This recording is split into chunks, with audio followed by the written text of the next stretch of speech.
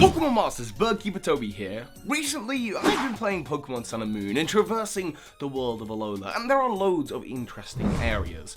One I find of particular interest for this video is the Lake of the Sun, or Moon depending on which version you're playing, or which parallel universe you're living in. The Lake of the Sun and Moon appears to be a ritual site that goes largely unexplained in the game. NPCs talk about they wonder what it was used for, but we never actually get a clear-cut answer. Or so you think. But in this video I want to fully explore exactly what happened there. But in order to understand what happened there a long time ago, we need to go way back to the beginning of Alola. Alola was established and founded by people who rode across the waves on Pokemon's back to find it. These trainers likely came from Kanto and Johto, as indicated by trainers in Marley City and the Marley City architecture, as well as dialogue from NPCs on the docks of Acerola Island. And we know that these islands were already inhabited by the local Pokemon and of course the Tapus, the guardian Pokemon. The humans of the Pokemon world set up their colonies and their kingdoms, and in fact a kingdom would have been established with a clear leader, the king of Alola at the time, as referenced in the Marley City library. We'll get onto that. But according to those books found in the library, the sky opened up and the Pokemon of the Sun or Moon, depending on the version you're playing, came down. And that is when the Tapus of each island appeared and fought with that Pokemon.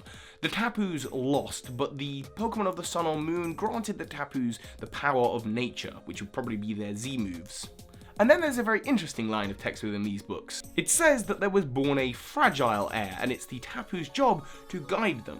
Now, we know that there isn't royalty in Alola anymore, not really. The current leaders of Alola really are the Kahunas. And the Kahunas are selected and guided by the Tapu, so I think this is what it means by a fragile heir. It changed from being a kingdom revolving around royalty to this newer version of royalty where the Kahunas led each island. And this could be reflected in what Acerola or Acerola, I don't know how to pronounce her name yet, I'm going to go with Acerola. This is reflected in what the Ghost Trial Captain, who said that her father was basically royalty. So we know that there isn't royalty, but there is basically royalty, and I think that means the Kahuna. And yes, I think her dad was the Kahuna of the island that you find her on, Ula Ula Island. And in fact, for that matter, she calls Nanu, who is the current Kahuna, her uncle.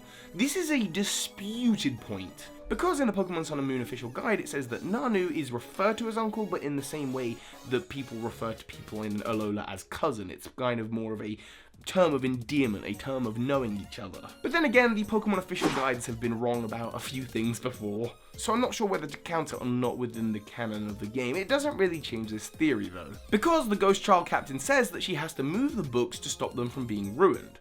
Being ruined from where? Well, my guess is the Old Kingdom where her basically royal father used to live, in Potown. Potown, with its giant fortress-like walls, are designed very much like a kingdom, like the kind of place where a kingdom would be, kind of like the Azoth Kingdom actually. And maybe part of Team Skull and Guzma overthrowing Potown was eliminating the Kahuna at the time. Maybe they're a little bit darker than we think. I mean, there is actually a throne room in that mansion.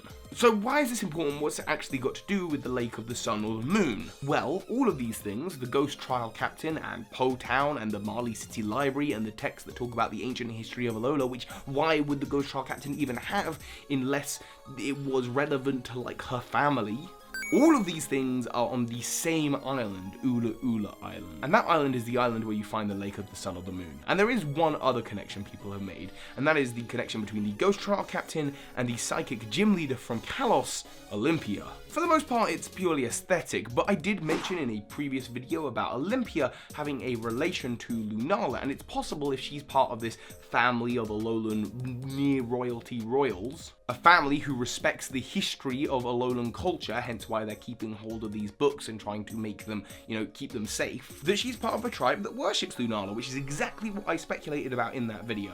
And the city where Olympia lives is Anastar City, that has the sundial, which I speculated there might be like a second one, like a parallel one in Alola, and sure enough, the structure on top of Mount Lanakilla is very clearly not made of ice and may well be that moon dial or alternative sundial that I speculated about in my Anastar City sundial video. But that is just speculative. Anyway, the point is that everything seems to be happening on this island. Why? Well, quite simply, if the Ghost Trial Captain is a descendant of those original royals of Alola and is part of this kingdom that was once Potown that's now been taken over by Team Skull, then it's possible that that original battle between the Tapus and the Pokemon of the Sun and Moon happened on that island, and where better for it to have happened than at the Lake of the Sun or the Moon, and hence why that lake is so destroyed and now abandoned. And so it seems that the story is that after this big battle between the Tapus and the Beast of the Sun or the Moon, the loss of the Tapus and the establishment of the Kahunas beginning, they built a new altar,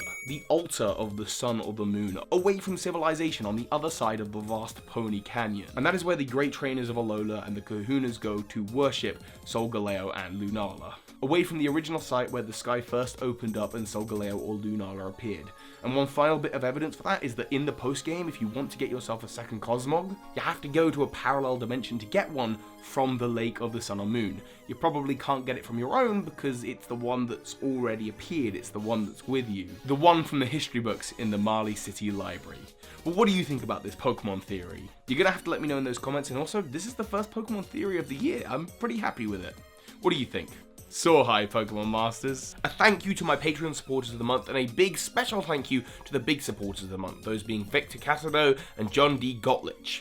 Thank you. This is Ash Ketchum. You just watched a video by Birdkeeper Toby. That makes you a Pokemon Master.